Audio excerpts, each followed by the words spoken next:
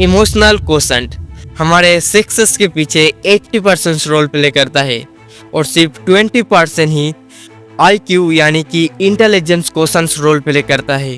तो IQ तो ज़्यादा इम्पोर्टेंट हमारे लिए है नहीं, तो हमारे लिए EQ सबसे इम्पोर्टेंट है। और डैनियल गोलमैन कहते हैं कि तुम अपने IQ को तो बढ़ा नहीं सकते हो, तुम्हें जन्म से जितना IQ मिलता है उतने पूरी ज़िंदगी भर उतना ही IQ रहता है। तो तुम उसे IQ को तो बड़ी आसानी से चेंज नहीं कर सकते हो, लेकिन तुम अपने EQ को बढ़ा सकते हो इमोशनल इंटेलिजेंस के बारे में सीखकर।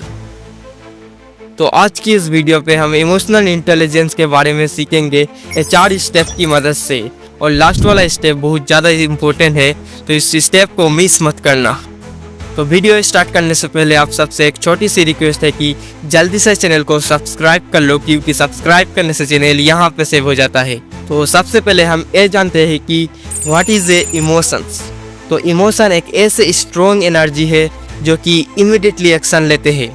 अगर मैं आपको इसका एक एग्जांपल दूँ तो मान लो कि तुम गुस्सा पे होते हो और गुस्सा पे कहीं ख़राब काम कर देते हो, तो वही चीज़ है जो कि तुम अपने इमोशंस को कंट्रोल ना करके इमीडिएटली एक्शन लेते हो। जैसे कि तुम अगर कोई एक मोटिवेट वीडियो देख लेते हो और उसके बाद बहुत ज़्यादा मोटिवेट हो जाते हो और तुम्हें जो काम करना है वो काम करने लग जाते हो और फिर थोड़ी बार ठंडा पड़ जाते हो।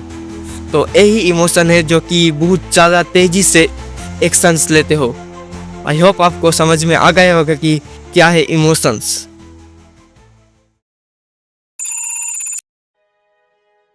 तो सबसे पहला स्टेप है सेल्फ अवेयरनेस।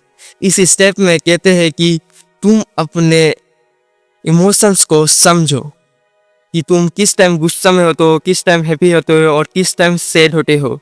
तो ये स्टेप कहते हैं कि तुम अपने इमोशंस को समझो, अच्छी तरह से तुम अपने इमोशंस को समझो, और अगर तुम अपने इमोशन को समझ गए तो तुम अपने इमोशंस को कंट्रोल कर सकते हो और कभी भी तुम गुस्सा पे खराब काम नहीं करोगे, क्योंकि तुम अपने इमोशंस को कंट्रोल करना सीख जाओगे। दूसरा स्टेप है इमोशनल रेगुलेशंस। इस स्टेप में कहते हैं कि तुम अपने इमोशंस को कंट्रोल करो, और इमोशंस को कंट्रोल करने के लिए हमें सबसे पहले जानना होगा कि हम किस टाइम ज़्यादा गुस्सा होते हैं, किस वजह से गुस्सा होते हैं, और किस टाइम ज़्यादा हैप्पी होते हैं, किस टाइम ज़्यादा सैड होते हैं। तो यही जानना ज़्यादा इम्पोर्टेंट है, तभी तुम अपने इमोशंस को कंट्रोल कर पाओगे। तो तुम अगर थोड़ा सी सोचोगे तो तुम्हें पता चल जाएगा कि मैं इस वजह से गुस्सा हूँ और अभी मैं गुस्सा में हूँ, तो अभी मुझे कोई भी डिसीज़न लेना शायद गलत होगा मेरे लिए। तो तुम ऐसे ही अपने इमोशंस को कंट्रोल कर पाओगे। तीसरा स्टेप है एम्पैथी। इस स्टेप का मतलब है कि सामने वाला इंसान का इमोशंस को समझो।